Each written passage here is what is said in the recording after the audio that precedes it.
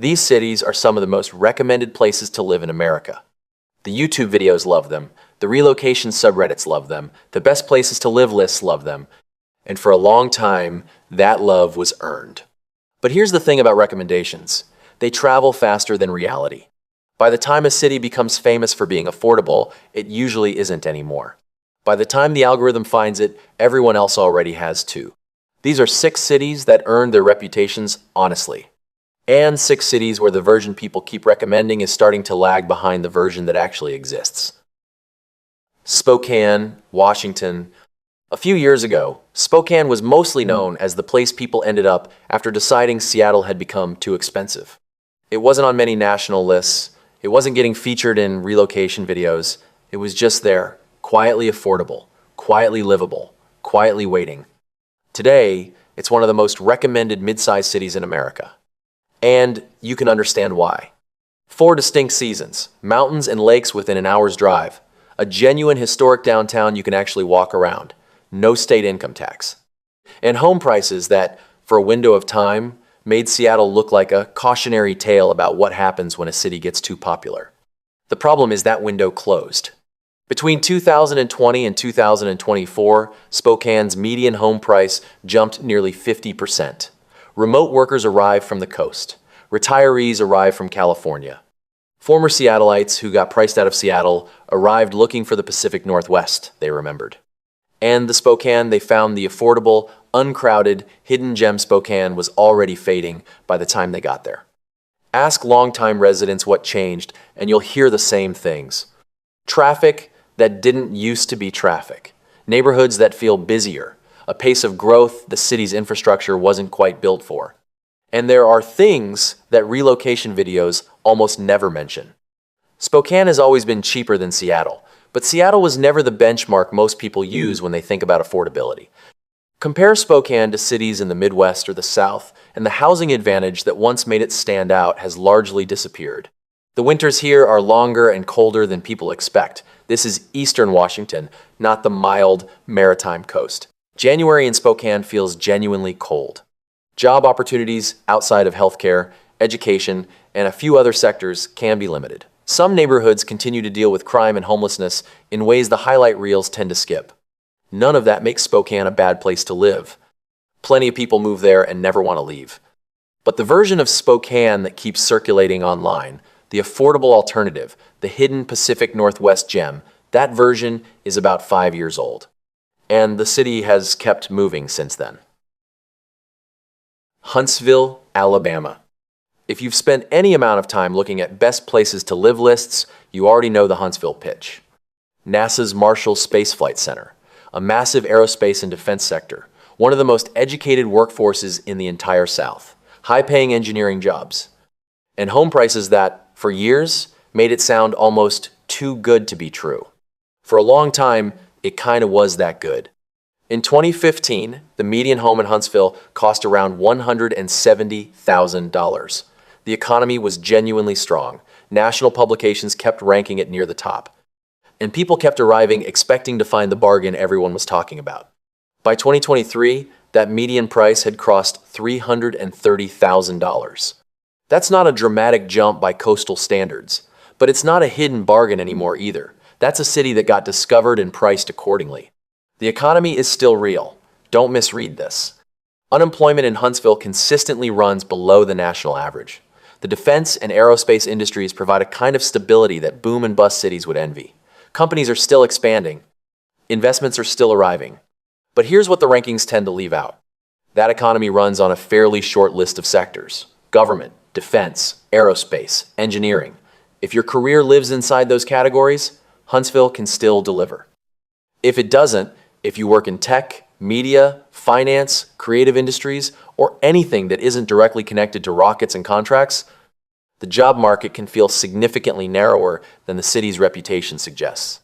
There's also a gap between what people picture when they hear Boomtown and what Huntsville actually looks like on the ground. This is still a mid-sized southern city. A good one, but a mid-sized southern city. The cultural scene, the nightlife, the density of things to do on a weekend, it isn't what some newcomers expect after reading national profiles that make Huntsville sound like it's competing with Austin. Huntsville earned its reputation by being genuinely underrated for a long time. The harder question now is whether it still is. Knoxville, Tennessee. Ask someone where to find mountains, a lower cost of living, mild winters, and a slower pace of life, and Knoxville will come up almost every time. The pitch writes itself. The city sits right at the edge of the Great Smoky Mountains National Park, the most visited national park in the entire country. It has the University of Tennessee, no state income tax, and for years, it offered something increasingly rare, genuine natural beauty in a city that most people hadn't discovered yet. That part changed fast. Between 2020 and 2023, Knoxville posted some of the sharpest home price increases anywhere in the country, up nearly 65% in under 3 years. Investors saw it coming before most residents did. Remote workers arrived from Atlanta, Charlotte, and the Northeast. Retirees arrived from everywhere. Rents followed home prices, traffic followed population, and the infrastructure, roads, services, utilities started straining under growth it wasn't designed for. What surprises a lot of newcomers isn't the cost, it's the mismatch. Knoxville's housing market has started to look like a larger city's, but the economy still looks like a smaller one. The anchors are the University of Tennessee, healthcare, and manufacturing. Those industries are stable, genuinely stable, but stability and opportunity aren't the same thing. For people in specialized fields, technology, finance, certain areas of professional services, the career options in Knoxville are noticeably narrower than the scenery would have you believe. And some of the neighborhoods that first attracted buyers with their walkable historic character, a lot of them are priced out of reach now for the same reasons that drove people to Knoxville in the first place. The mountains are still there, the scenery is still real, the quality of life for a lot of people is still excellent. But Knoxville, the hidden gem, the affordable, undiscovered alternative, that city already had its moment. Most people just didn't realize the window was closing while they were still deciding whether to move. Fayetteville, Arkansas. Most people still hear Arkansas and assume cheap. It's a reasonable assumption. For most of the state, for most of its history, it was accurate. But Northwest Arkansas is a different story, and it's been a different story for longer than most people outside the region realize. Over the past decade, this corner of the state was quietly transformed by something unusual. 3 Fortune 500 companies headquartered within 30 miles of each other: Walmart, Tyson Foods, JB, Hunt, and around them, thousands of suppliers, vendors, consultants, and service companies that built an entire economy in what used to be a relatively modest college town. The investment that followed was real and visible. A world-class trail system that draws cyclists from across the country. Crystal Bridges Museum of American Art, funded by the Walton family, that opened to genuine international recognition.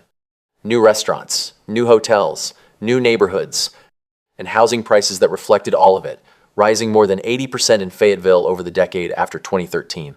The opportunity here is real. That part isn't a myth. But the concentration of that opportunity is something a lot of relocation content glosses over. A very large share of the region's growth and prosperity traces back to a small number of industries: supply chain, retail, consumer goods, and logistics, along with the companies built around those few major employers. If your career lives in that ecosystem, Fayetteville can genuinely deliver. If it doesn't, the job market can feel narrower than the city's growing national profile would suggest. There's also an expectations problem.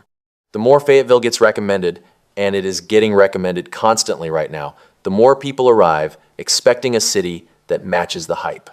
And hype has a way of outrunning the reality it's based on, especially when that hype is being generated faster than the city can actually grow into it. Fayetteville is a genuine success story. The investment is real. The quality of life is real. But success stories attract expectations, and expectations are often harder to satisfy than growth itself. Lakeland, Florida. For decades, Lakeland was the city people drove through on the way to somewhere else. Sitting almost exactly between Tampa and Orlando on I-4, it spent most of its history living in the shadow of 2 much larger neighbors. Close enough to benefit from both, overlooked enough to stay affordable. Then Florida's population surged, and living between 2 major cities started sounding less like a consolation prize and more like a strategic position. Commutable to Tampa for work, close enough to Orlando for entertainment, and far enough from both to feel like you were actually getting a deal. For a window of time, that pitch landed. Between 2019 and 2023, Lakeland's median home price jumped nearly 60%. New neighborhoods spread across what had been pasture land. Distribution centers and warehouses appeared across the region. People arrived from South Florida, from the Northeast, from everywhere that had gotten too expensive. And then they started discovering the parts that didn't make it into the relocation videos. Florida's homeowners insurance crisis hit Lakeland the same as everywhere else in the state. Premiums more than doubled statewide between 2019 and 2024. Property taxes climbed alongside home values. The total cost of ownership in Lakeland is higher today than the sticker price on a house would suggest. And then there's I-4. Consistently ranked among the most dangerous and congested highways in the country, I-4 connects Lakeland to both Tampa and Orlando. Living between two cities, it turns out, means commuting to both of them on a highway that can turn a 40-minute drive into 90 minutes without warning. A lot of people discover that gap between the map and reality only after they've already signed a lease or closed on a house. Lakeland still has real things going for it. Lakes everywhere, a genuine historic downtown, prices that are still lower than coastal South Florida. But the version that made people want to move there, the quiet, affordable alternative just off the interstate, has gotten harder to find. The secret got out, and the price adjusted accordingly. Omaha, Nebraska. Omaha doesn't oversell itself. That's actually one of its more unusual qualities. No mountain views, no beach access, no tech boom generating overnight millionaires, no cultural identity that makes people put it on a bucket list. What Omaha offers is simpler and more honest. A functional, stable, genuinely affordable city where you can buy a house, raise a family, find steady work, and not feel like you're constantly losing a financial war of attrition against your own cost of living. And for the most part, it delivers exactly that. Unemployment in Omaha consistently runs below the national average. The housing market, even after recent increases, remains meaningfully more affordable than most major metros. The schools work. The infrastructure works. The city operates without the particular dysfunction that plagues a lot of faster-growing places. Omaha is genuinely good at being Omaha. The problem isn't delivery. It's the gap between what Omaha actually is and how it gets framed online. Because on the internet, Omaha gets packaged as a hidden gem, a city that somehow offers affordability and opportunity and culture and growth all at once, just without the coastal price tag. A place where you can have it all, just cheaper. And people arrive expecting something close to that. What they find instead is a city that runs at a different speed. The economy is solid, not explosive. There are good jobs here, but the range of industries is narrower than in a major metropolitan area.